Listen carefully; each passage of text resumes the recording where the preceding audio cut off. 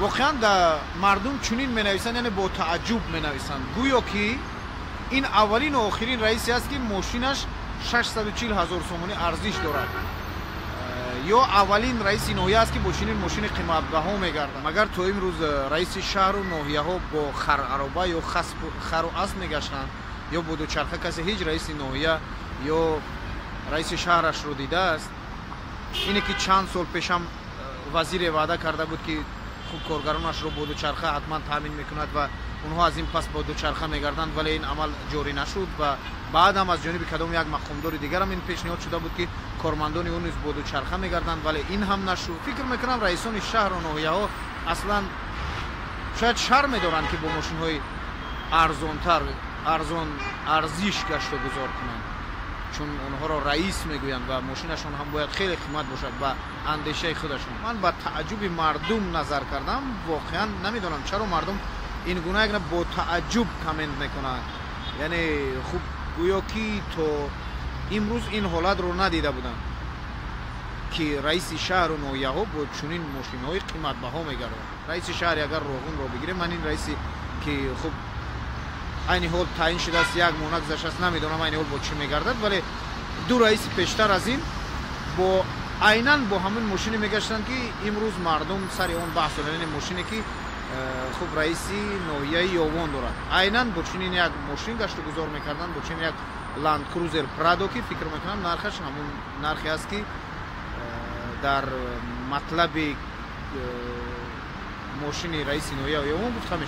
ماشین رئیسان شهر همیشه اون ماشین‌های قیمت‌بها بود. من هیچ رئیس شهر رو، شهر خودمون رو اگر بگیرم یا هیچ رئیس شهر دیگر رو من تا امروز ندیدم که با ماشین‌های ارزان بگیریم با اوپل گشت و گذار کرده باشن. اگر کسی هم خوب رئیس شهر یا رئیس ناحیه شد با چنین ماشین دیده باشد، میتواند اینجا بنویسد که مثلا رئیس ناحیه ما یا رئیس شهر ما با اوپل میگردد. یعنی اینها همیشه با چنین ماشین‌های قیمت‌بها میگشتند، در حالی که اکثریت رئیس شهر و ناحیه ها در همون خوب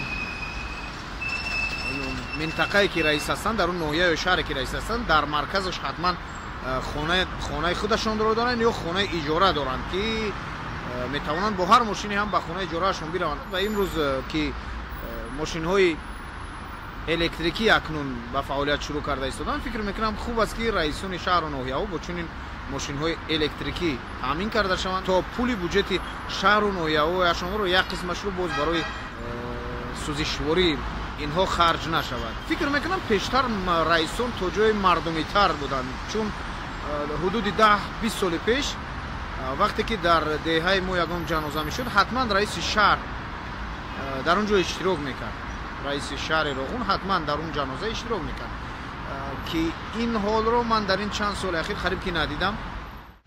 خدا نگهبانتون، هر جای نوار رو دیدید زیرش حتما نظر خودتون رو نسبت اونه که رئیس شهر و ناحیه شما با چگونه ماشین گشت و گذار میکند بنویسید. نوارهای ما رو حتما تماشا کنید. خوب با دلیر امام علی و عبدالله غربتی از همین منطقه هایی که خانه های تاجیکان آتش زده شده بود گزارش میکردیم. وضعیت، یعنی اگر بگیم وضعیت خوب نبود یا وضعیت متشنج بود که یک نوار کوتاه این حال میمونم که مردم نمیگذاشتن که ما به همون محله های اساسی برویم. دارد میشینه پیاده راه نمیموند.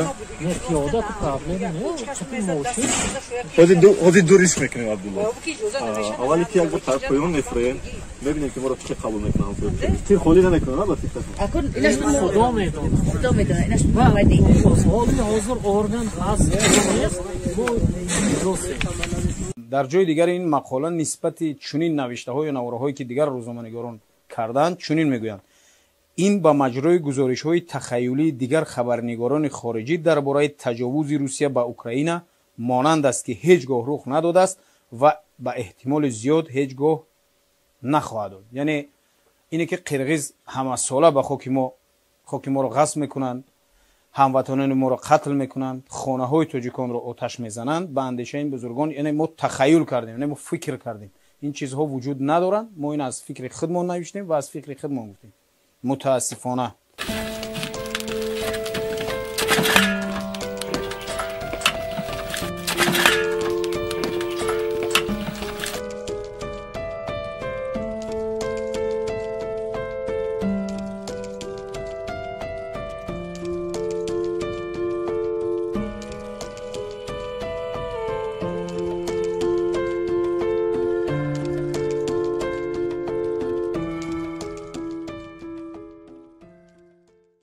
چیزی دیگری که در این مطلب باعث بحث بود این گذاشتن ریش یا نگذاشتن ریش یا خوب نمایش دادن ریشداران از طریق تلویزیون های دولتی بود. خوب من در اینجا با یک جمله خبر فقط راضی میشم که نوشتن تصور کنید امروز آدمان تکنولوژیاهای پیشرفته اختراع می‌نمایند، به کیهان پرواز میکنند و ما تا حال درباره ریش گذاشتن یا نگذاشتن با شدت بحث میکنیم. خب واقعا ریش داشتن یا نداشتن یا گذاشتن باید این یک خواهش های هر شخص باشد و کسی ریش میگذارد اون باید کردار نباشه و کسی ریش هم نمیگذارد باید کردار نباشه و اینها باید بحث های نباشند که رسانه ها اصلا بیان در این مورد بحث کنند. خوب کسی میخواد ریش میمونه ریش میمونه، کسی خوب نمیخواد نمیموند، ولی دقت مردم رو به این بحث های کوچک جلب کردن فکر میکنم نه به فایده ملت است، نه به فایده پیشروی ملت است.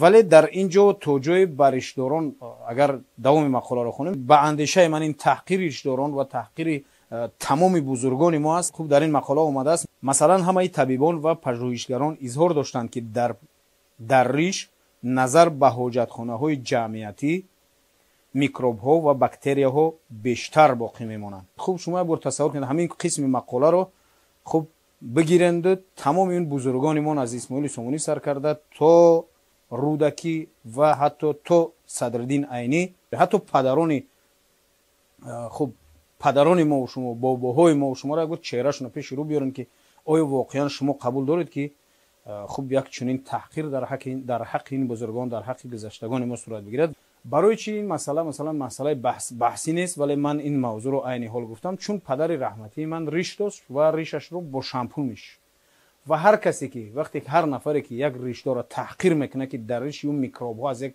حاجتخانه جمعیتی بیشتر است، برای من که پدرم بابای من پدران و باباهای شما باور دارن ریشدارن سخت میرسه. بیاید برادران گرامی از این چیزا دیگر بحث نکنیم و اهمیتشون ندهیم، یک بار دو بار اهمیت ندهیم. خوب این بحثا ان شاءالله که با پایان میرسن و خاموش میشن. اگر واقعا این دو روزنامه‌نگار یا این رسانه باور دارن که در ریشی تمام اون باز میگم بزرگان این ملت پدران خودشون باباهای خودشون خب اگر میکروب های هست که از حاجتخانه های جمعیتی هم بدترن، پس حواله اونها رو به خدا